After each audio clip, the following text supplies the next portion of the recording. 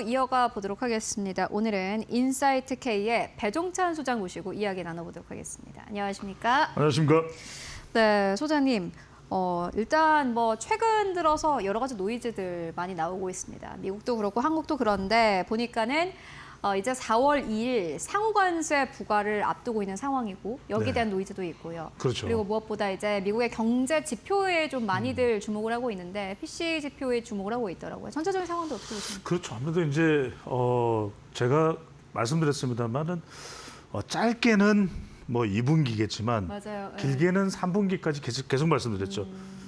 트럼프 대통령의 입에 좌우되는 상황이 계속 진행될 것이다. 네. 그래서 너무 여기에 저는 일희일비할 이유가 없다. 이거는 일어날 수밖에 없는 현상이고 예견됐던 것이고 네. 그래서 상호관세라는 게 사실 기준이 없잖아요.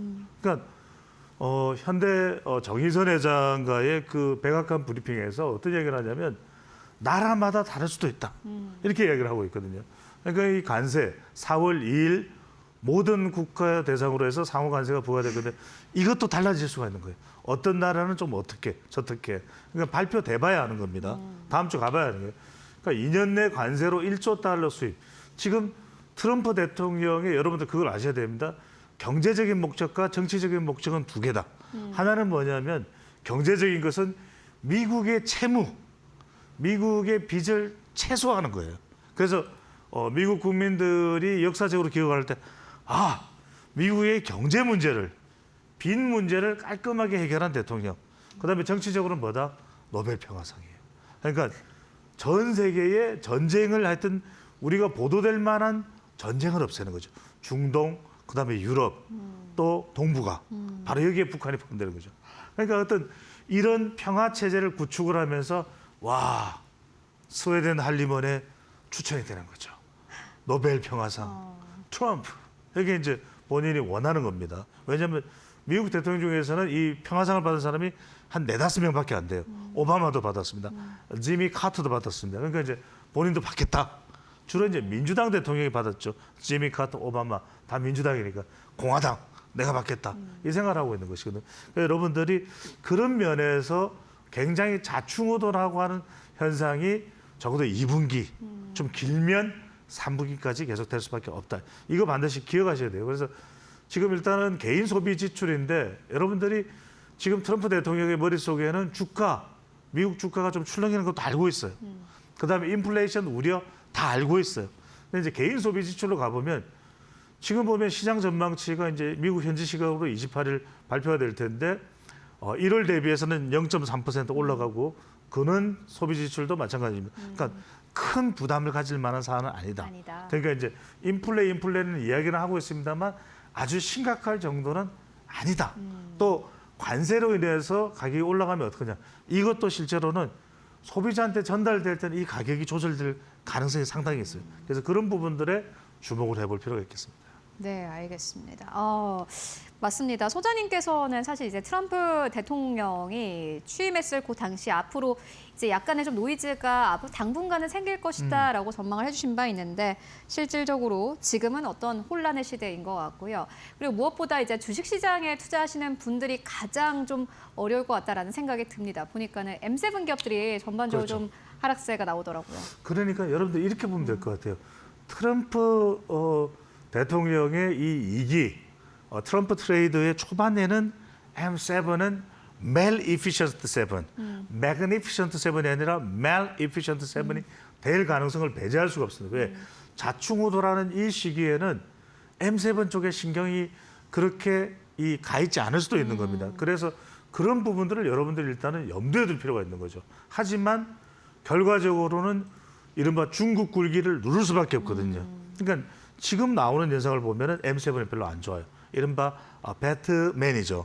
이 부분입니다. 7개 기업의 이니셜을 따면 여기에 테슬라도 들어가고 엔비디아도 들어가고 여러분들 생각할 때 서학 개미들이 집중 투자하는 게 다 들어가요.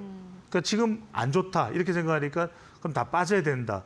이런 관점은 좀 다를 겁니다. 그러니까 이 상황에서는 썩 좋지 않지만 시간이 점점 지나면서는 미국은 어쨌거나 간에 빅테크가 가지고 있는 풍부한 자본 그걸 통해서 로봇, 휴머노이드, 그다음에 바이오 이런 쪽이 성장하면서 점점 더 AI 반도체 쪽도 그렇고요. 이렇게 성장할 수밖에 없는 구조다. 여기에서 중국이 치고 올라오는 것은 트럼프 대통령이 누른다.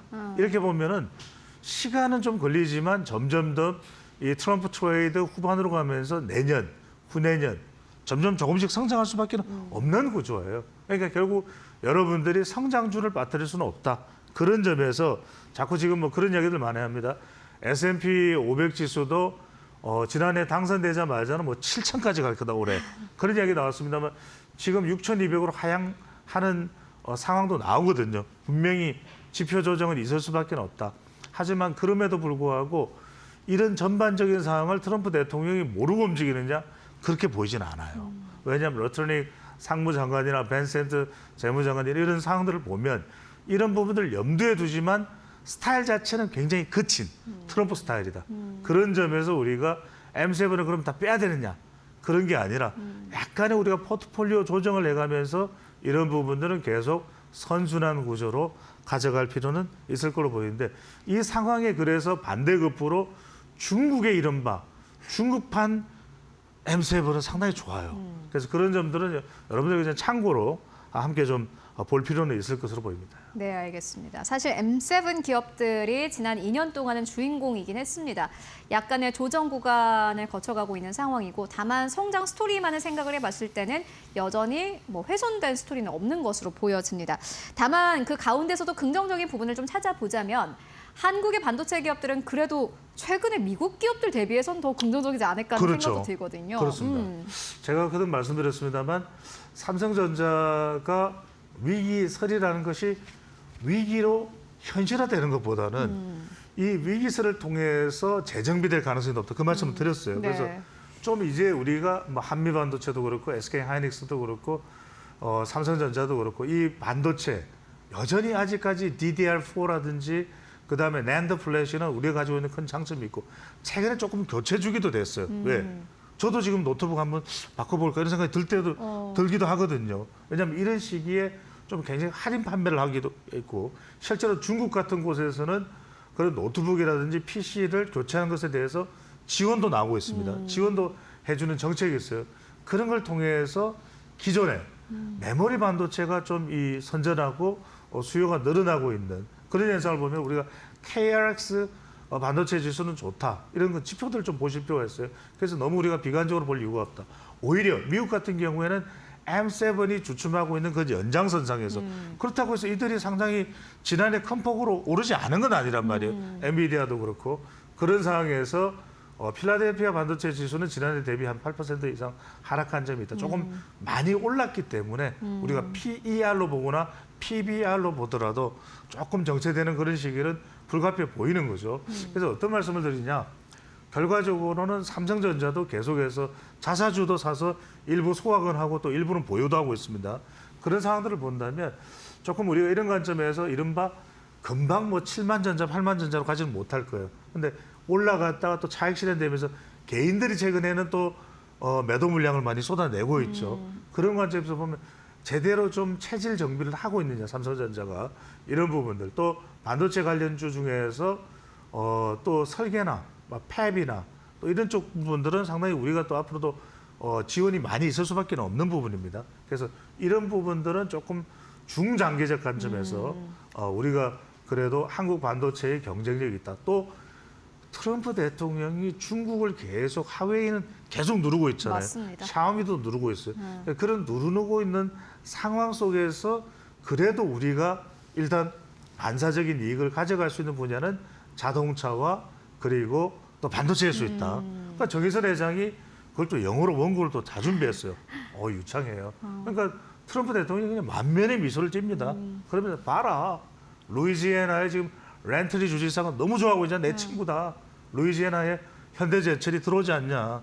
그런 걸 보면 상당히 한국에 대해서는 지금 우리 좀 정세가 좀 불안한 게 있어서 그렇지 상당히 한국에 대해서는 물론 뭐 관세가 4배나 한국이 더 많다 이렇게 좀 훅 하고 찌르는 부분도 있긴 합니다만 아주 기본적인 우리가 펀더멘털 차원에서 보면 한미 관계는 경제적인 부분까지 좀 굉장히 좋은 그런 관계를 유지해 나갈 가능성이 있다라는 관점에서 볼 필요가 있겠습니다. 네, 그리고 사실 뭐 반도체 쪽은 좋은데 최근에 한국의 서학개미들이 어떠한 기업들을 투자하나 봤더니 테슬라를 저가 매수를 많이 하더라고요. 저 주변에 계신 분들도 지금 테슬라를 사고 싶어 하시는 분들 꽤 많아요. 그렇죠. 자, 이 부분은 여러분들 제가 두 가지로 나누어서 보고 먼저 결론을 말씀드리면 저는 포트폴리오의 비중은 좀 조절할 필요가 있다. 그 말씀은 뭐냐면 가령 이제 저가 매수를 한다면은 그 비율은 점진적으로 조금씩 해야 될 거다. 그리고 또 하나는 테슬라에 대해서 어느 정도 차익 실현이 됐다면 그것도 좀 현금화할 필요도 있다라고 생각이 들어요. 가령 3년 전에 테슬라에 투자를 했다 네. 하신 분들이 있다면 그분들의 경우에는 조금은 전부 다는 아니더라도 부분적인 차익 실현을 통해서 현금화를 해 두는 것이 일단 또 필요할 수도 있다는 말씀드리는 이유가 뭐냐면 두 가지예요. 일단 머스크의 이 지명도와 인지도와 이 브랜드 파워는 엄청납니다. 그렇지 않습니까? 내내 칭찬을 합니다. 미국 백악관 내에서도. 하지만 결과적으로는 사업상으로 실적이 중요한데 중국에서 매출이 상당히 극감했죠. 독일도 마찬가지고 유럽 시장도 마찬가지고. 미국 내에서도 심지어는 그런 딱지를 붙여요. 스티커를. 머스크가 미치기 전에 산 차. 그다음에 중고차 매물량도 상당히 많이 나옵니다. 그런 걸 본다면 어떤 말씀이냐. 분명히 테슬라의 향후 상품 가치는 분명히 있습니다. 또 이제 완전 자율주행을 하느냐라는 부분, 인도 시장에 얼만큼 진출을 할 수 있느냐는 부분. 근데 지금 너무 많은 게 머스크의 경우에는 지금 노지, 정부 효율 쪽에 가 있어요. 그래서 이런 면에서는 여러분들이 이게 2년, 3년 뒤를 생각한다면은 테슬라에 대한 기대는 분명히 가지고 있어도 좋다. 다만 지금 저가 매수라고 해서 내 포트폴리오의 3분의 1을 테슬라로 채운다. 절반을 채운다. 요건 좀 더 여러분들이 좀 신중하실 필요가 있다는 말씀드립니다. 왜? 우리가 얕잡아 봤었던 BYD 같은 경우 그죠. 그 경쟁력이 엄청납니다. 더군다나 딥시크를 탑재를 하게 되는 경우에 더 빨리 완전 주행 쪽으로 가까이 갈 수 있는 것은 BYD 같은 경우에 더 길이 열려 있죠. 유럽 시장에서는 전 세계 전기차 판매량은 1위죠. 이런 부분들에 여러분들이 테슬라의 양만큼은 기대는 해도 좋으나 그 부분은 조금 점진적일 필요가 있다는 말씀드립니다. 그리고 사실 BYD 같은 경우에는 워렌 버핏이 또 이전부터 버크셔 해서웨이가 그 포트폴리오 비중을 높여갔던 기업 아닙니까? 그러니까요. 이럴 때일수록 또 버크셔 해서웨이의 포트폴리오가 더 각광을 받지 않나 하는 생각이 드는데요. 두 가지를 말씀드립니다. 이것도 이른바 새로운 투자 기법을 창시한 라지오의 이론에 보면 all weather strategy입니다. 사계절 전략이에요. 지금 벌써 더워요. 그러니까 뭐냐면 겨울만 대비하지 말고 여름, 가을까지도 가라. 그러니까 지금 주식도 있지만 금도 있고 또 ETF도 있고 또 채권도 있고 원자재도 있고 이런 부분들 좀 다양하게 포트폴리오를 구성한 게 필요하다. 국가별로도 미국이 지금 물론 우리 이 투자의 중심이겠지만 지금 미국이 좀 주춤하면 독일이나 유럽이나 이렇게 조금 눈을 돌리면 지금 독일, 이탈리아는 상당히 괜찮은 좀 추세가 또 예상된단 말이에요. 이런 부분들 또 워렌 버핏 방식은 조금 어떤 시점별로는 조금 현금화해서 다른 투자에 대한 준비를 하는 것도 필요하다는 말씀을 전달드립니다. 네, 알겠습니다. 지금까지 배종찬 소장과 함께 이야기 나눠봤습니다. 말씀 고맙습니다. 감사합니다.